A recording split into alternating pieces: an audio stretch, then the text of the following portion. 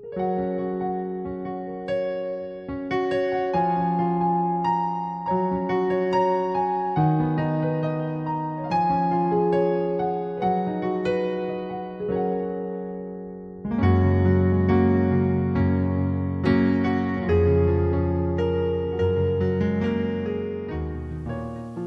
petang, selamat malam, Bapak Ibu Saudara-saudara. Salam dalam kasih Tuhan. Kiranya damai sejahtera Allah ada pada saudara semua. Bapak Ibu Saudara, malam hari ini atau petang hari ini kita kembali berjumpa dalam suasana ibadah rumah tangga yang akan kita lakukan. Kita masih dalam suasana keprihatinan karena COVID-19, sehingga ibadah KRW seperti biasanya kita lakukan dengan kumpul-kumpul. Sekarang ini kita masih lakukan di rumah kita masing-masing bersama keluarga. Oleh karena itu, ajak anggota keluarga untuk berhimpun bersama, juga siapkan tempat yang nyaman, juga sarana ibadah, Alkitab, dan juga buku nyanyian untuk kita bersama-sama berbakti saat ini. Mari Bapak Ibu, terlebih khusus kita siapkan hati kita di hadapan Tuhan. Kita sowan kepada Tuhan. Ibadah kami pada saat hari ini kami lakukan di dalam nama Tuhan Allah Bapa, pencipta langit dan bumi, yang memelihara kehidupan. Salam kasih karunia, damai sejahtera dari Tuhan Allah Bapa, dari Yesus Kristus beserta saudara-saudara. Amin. Mari kita angkat pujian bagi hormat kemuliaan nama Tuhan. Kita bernyanyi dari nyanyian Kidung Jemaat 359, bait 1, 2, dan 3. Marilah datang kepadaku. Marilah datang kepadaku. Ini seperti dawuh Yesus pada kita semua dalam Matius 11 ayat 28. Marilah datang kepadaku semua yang letih lesu,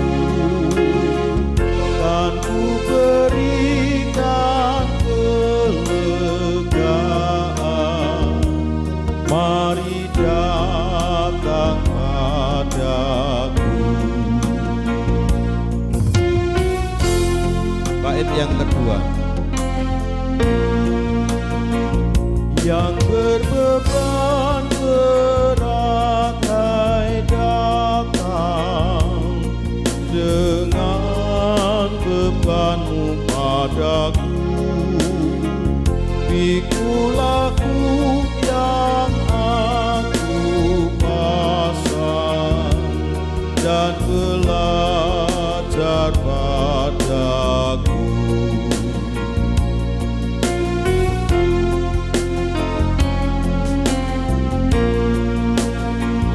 Aku lembut dan rendah hati, jiwamu ku beri lega. Buk yang ku pasang itu enak, dan beban ku ringanlah. Bapak Ibu Saudaraku, kita akan berdoa untuk belajar firman Tuhan. Mari kita berdoa. Terima kasih atas ajakan Tuhan untuk datang kepadamu, ya Allah Bapa, di dalam Yesus Kristus. Sebab kami ini menyadari bahwa kami lemah, kami penuh dosa kesalahan, tak tanggung-tanggung dosa kesalahan yang telah kami perbuat. Namun Engkau selalu membuka tangan kasih-Mu kepada kami, agar kami juga tidak segan-segan datang kepada Tuhan untuk menerima kasih karunia anugerah-Mu. Ampunilah kami yang berdosa ini Tuhan, dan jadikanlah hidup kami beroleh pengampunan-Mu bukan karena hebatnya kami, tetapi karena kasih-Mu yang besar kepada kami. Terima kasih Bapa. Di dalam kami menjalani hidup, kekuatan kami tidak tergantung dari roti, tetapi juga dari firman-Mu. Oleh karena itu kami siapkan hati kami menerima firman Tuhan. Ajarlah kami untuk tidak hanya menjadi pendengar firman Tuhan, tetapi juga menjadi pelaku-pelaku firman Tuhan yang setia menghidupi firman-Mu. Bersabdalah, kami hamba-Mu mendengar. Haleluya, amin. Bapak Ibu Saudara yang dikasihi Tuhan, bacaan hari ini saya mengambil bacaan dari Kisah Para Rasul pasal 2 ayat 1 sampai dengan ayat 11. Kisah Para Rasul pasal 2 ayat 1 sampai dengan ayat yang ke-11. Monggo kita cermati pembacaan Alkitab yang demikian. Ketika tiba hari Pentakosta, semua orang percaya berkumpul di suatu tempat. Tiba-tiba turunlah dari langit suatu bunyi seperti tiupan angin keras yang memenuhi seluruh rumah di mana mereka duduk. Dan tampaklah kepada mereka lidah-lidah seperti nyala api yang bertebaran dan hinggap pada mereka masing-masing. Maka penuhlah mereka dengan Roh Kudus. Lalu mereka mulai berkata-kata dalam bahasa-bahasa lain, seperti yang diberikan oleh Roh itu kepada mereka untuk mengatakannya. Waktu itu di Yerusalem diam orang-orang Yahudi yang saleh dari segala bangsa di bawah kolong langit. Ketika turun bunyi itu, berkerumunlah orang banyak. Mereka bingung karena mereka masing-masing mendengar rasul-rasul itu berkata-kata dalam bahasa mereka sendiri. Mereka semua tercengang-cengang dan heran, lalu berkata, bukankah mereka semua yang berkata-kata itu orang Galilea? Bagaimana mungkin kita masing-masing mendengar mereka berkata-kata dalam bahasa kita sendiri, yaitu bahasa yang kita pakai di negeri asal kita? Kita orang Partia, Media, Elam, penduduk Mesopotamia, Yudea dan Kapadokia, Pontus dan Asia, Frigia dan Pamfilia, Mesir dan daerah-daerah Libya yang berdekatan dengan Kirene, pendatang-pendatang dari Roma, baik orang Yahudi maupun penganut agama Yahudi, orang Kreta dan orang Arab. Kita mendengar mereka berkata-kata dalam bahasa kita sendiri tentang perbuatan-perbuatan besar yang dilakukan Allah. Ayat 11 sebagai ayat nats kita, Bapak Ibu, kita mendengar mereka berkata-kata dalam bahasa kita sendiri tentang perbuatan-perbuatan besar yang dilakukan Allah. Bapak Ibu yang dikasihi Tuhan, kalau kita mendengar kata melayani atau dilayani, lebih seneng mana Bapak Ibu? Atau lebih enak mana menurut penjenengan, melayani apa dilayani? Wah, ya semua orang akan minta atau milih dilayani. Karena dilayani itu ya enak. Orang membayangkan kari tengok-tengok dilayani kok. Tinggal ungkang-ungkang wis ana sing ladosi kok. Secara enak melayani apa dilayani ini, kalau kita pikirkan seringkali juga ini tergantung pada posisi di mana manusia itu berada. Bapak Ibu, kalau konsep dunia yang kita lihat pada umumnya, saudara, orang kalau posisinya kuat, orang kalau posisinya berkuasa, dilayani itu hal yang biasa. Sebaliknya, kalau orang pada posisi yang lemah, ya melayani itu biasa, Bapak Ibu. Nah, yang luar biasa itu kan ketika manusia pada posisi yang kuat, pada posisi yang berkuasa sekalipun, tapi punya jiwa melayani. Nah, ini yang paling tidak agak luar biasa. Bapak Ibu, konsepsi atau perspektif cara pandang pada umumnya yang melayani itu yang lemah, melayani yang kuat. Saudara-saudara,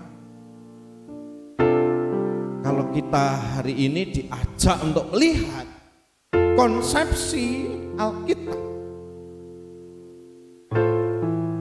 yang kuat itu justru melayani yang lemah, minimal itu. Atau yang lebih luar biasa itu, Bapak Ibu, Alkitab mengatakan secara kamu dipanggil menjadi orang-orang merdeka, maka jangan gunakan kemerdekaanmu itu untuk kesempatan berbuat dosa, tetapi gunakan kemerdekaanmu itu untuk saling melayani.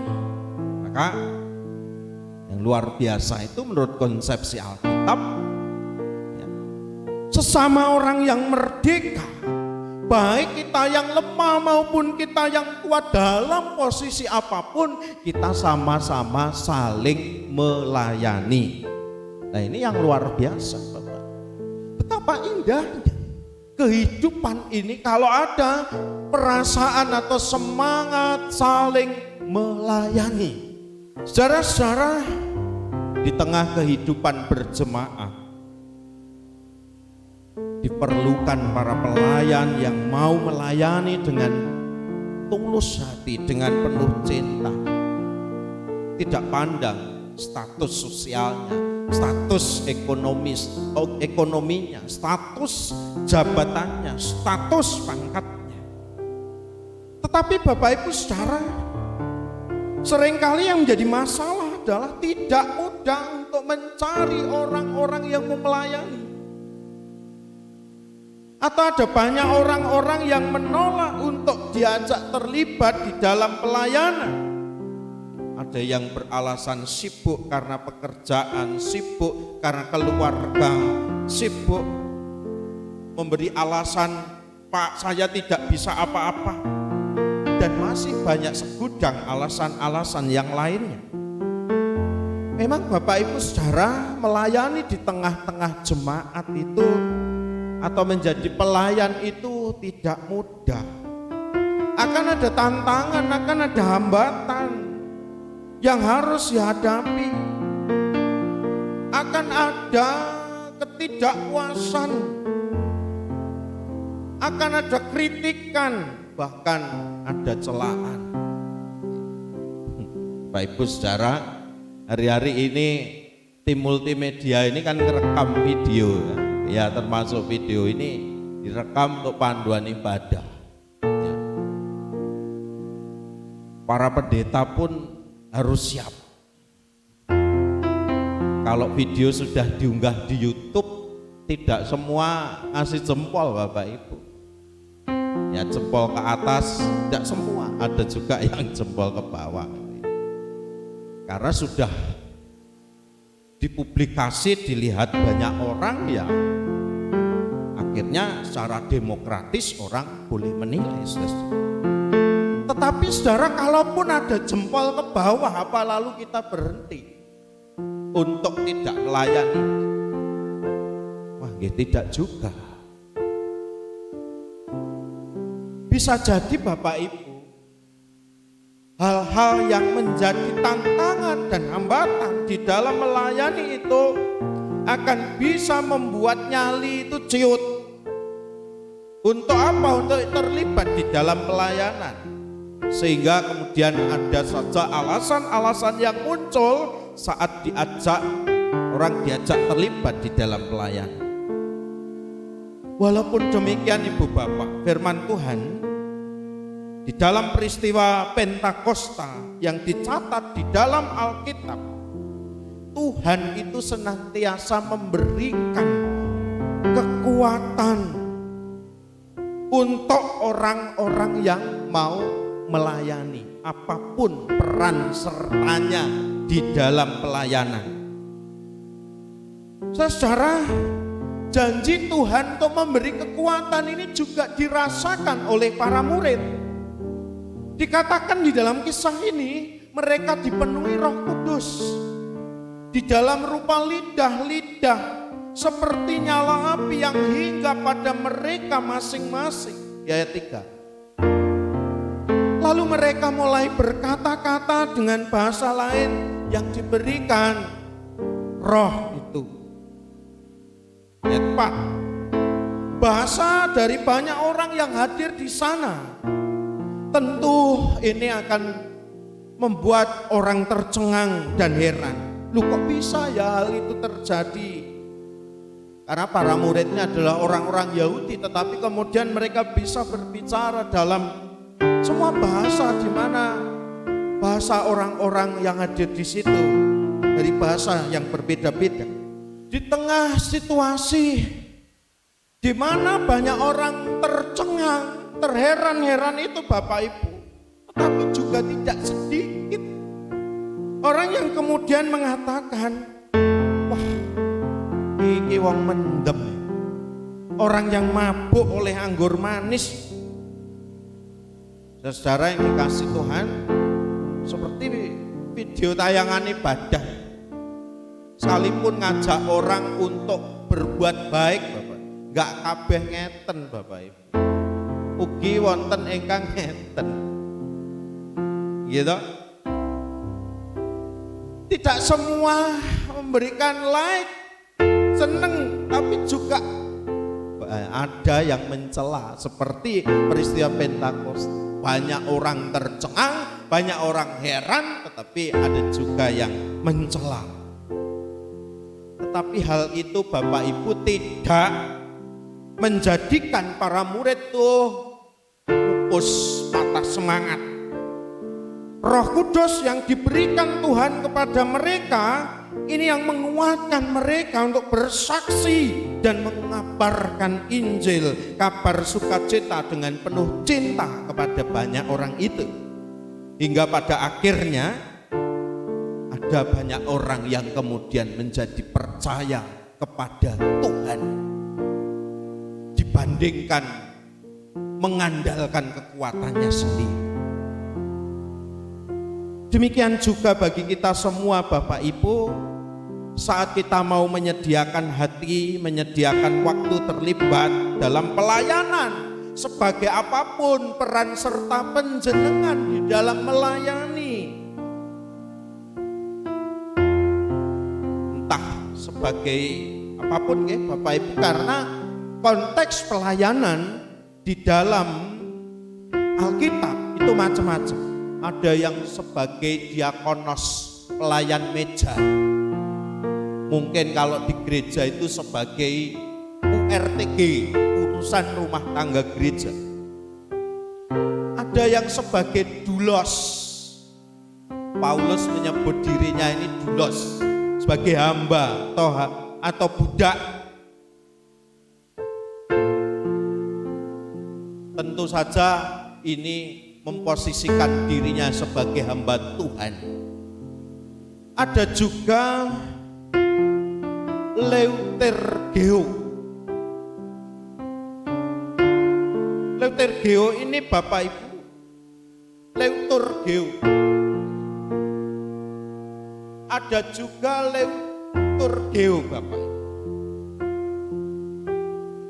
yang ini bisa dikatakan sebagai pelayan-pelayan liturgi, pelayan-pelayan ibadah.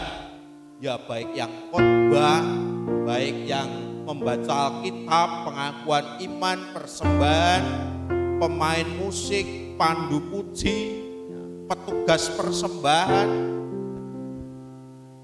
atau menghitung jumlah daftar hadir yang gereja, menika dikatakan ada unsur pelayanan dilihat dari sisi liturgio. Yang berikutnya Bapak Ibu, pelayanan juga disebut dalam Alkitab adalah latreuo, di mana seseorang melayani untuk mendapatkan gaji atau upah. Itu berarti bahwa pelayanan lebih luas, bukan hanya di lingkup gereja tetapi juga melayani melalui profesi penjenengan, melalui pekerjaan penjenengan. Saudara, disitulah kita dipanggil. Enak melayani apa dilayani? Yang jelas konsepsi Alkitab, baik orang yang kuat, yang lemah, sekalipun sebagai orang-orang merdeka, kita punya semangat untuk saling melayani.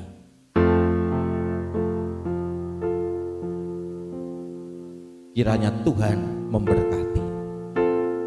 Amin.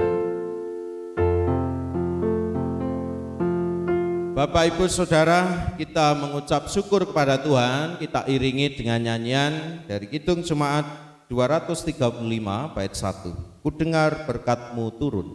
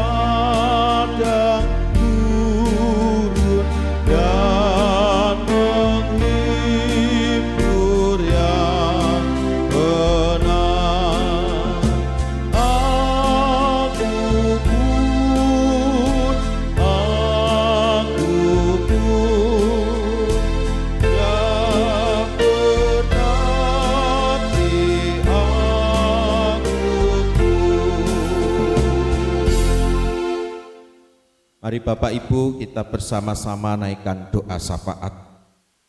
Kita berdoa. Kami datang di dalam syafaat kami hari ini kepada Tuhan. Tuhan, kami berdoa untuk setiap hamba-Mu yang sakit. Tuhan berkati hidup mereka, Tuhan berikan kekuatan atas fisiknya yang lemah, sehingga mereka tetap punya semangat kehidupan. Kami berterima kasih telah mendengar firman-Mu, firman yang menguatkan kami untuk tetap berpegang pada janji kekuatan Tuhan, yang memberikan kami kemampuan untuk melewati perjalanan hidup dalam peristiwa apapun. Saat ini kami diberi kesempatan juga untuk mengucap syukur padamu, maka kami serahkan persembahan kami kepada Tuhan. Kiranya ini menjadi berguna bagi tumbuh kembangnya perjalanan hidup gereja Tuhan di muka bumi ini, secara khusus di jemaat Tuhan di tempat ini.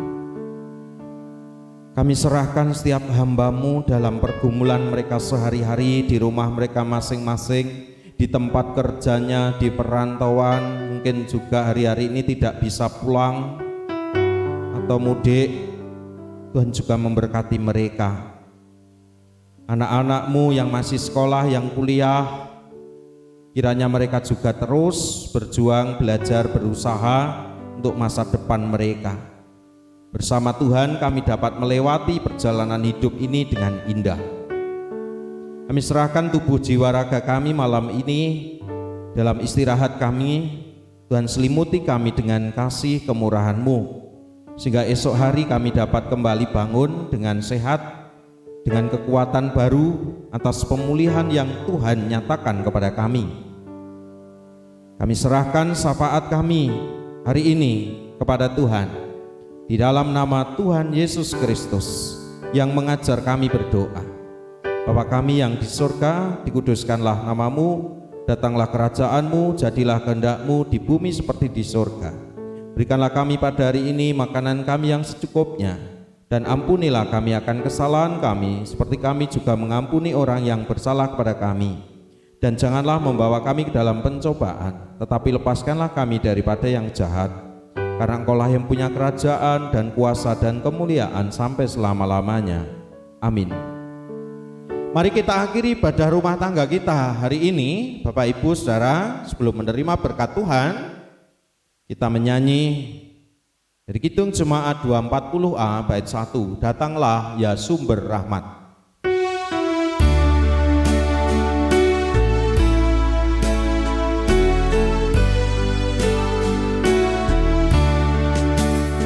Datanglah ya sumber rahmat, selaraskan hatiku, menyanyikan kasih selamat yang tak kunjung berhenti.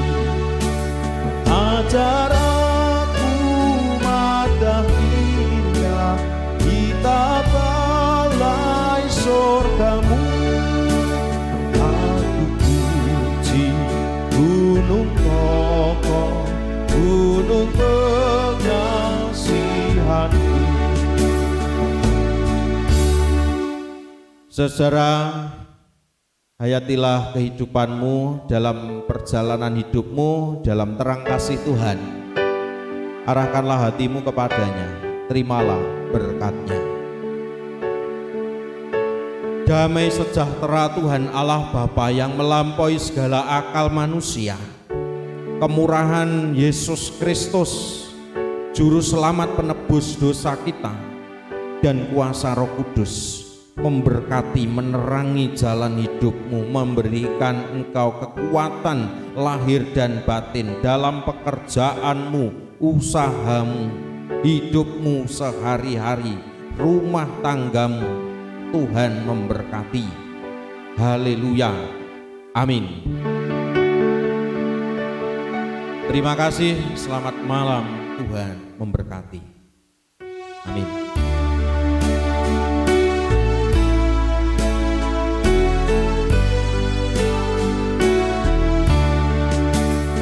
Datanglah ya sumber rahmat, selaraskan hatiku, menyanyikan kasih selamat